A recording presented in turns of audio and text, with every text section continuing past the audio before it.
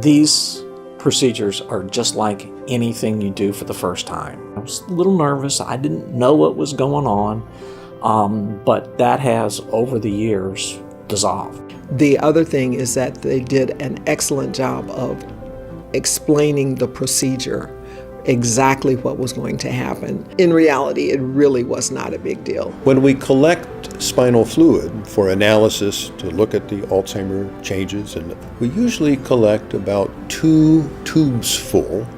This often is less than you might have if you're having a physician draw blood for you for analysis of your blood count or your electrolytes or things of that sort. They arrive, we tell them to dress in something comfortable. They're not going to have to undress except for their outer shirt.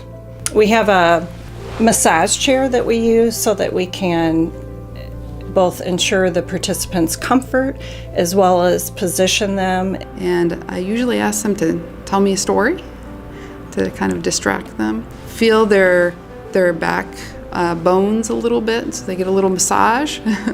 Then I use a numbing medication called lidocaine. It's the same thing your dentist might use. So people typically don't feel most of the procedure. They may feel a little pushing, but that's about it. And the major part of the procedure in terms of length is just waiting for the fluid to slowly drip out.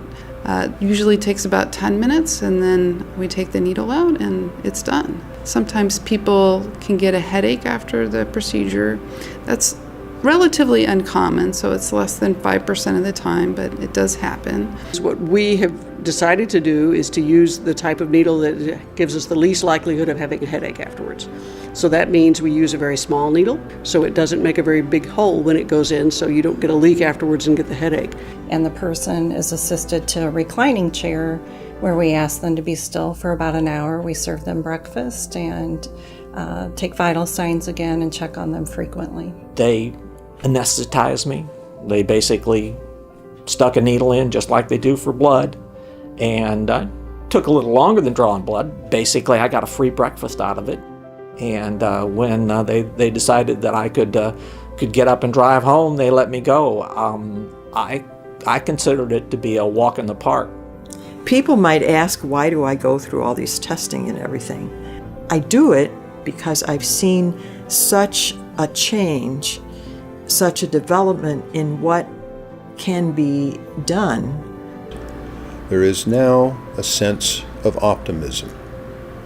We have new hope, new reason for optimism. But we're looking both for better drugs to help people who already have Alzheimer's symptoms, and we're also taking this new paradigm shift to try to prevent Alzheimer's symptoms. It's everyone's challenge, everyone's greatest nightmare, universally. If there's any one disease, that would be it. This would really be it. And the only answer is research.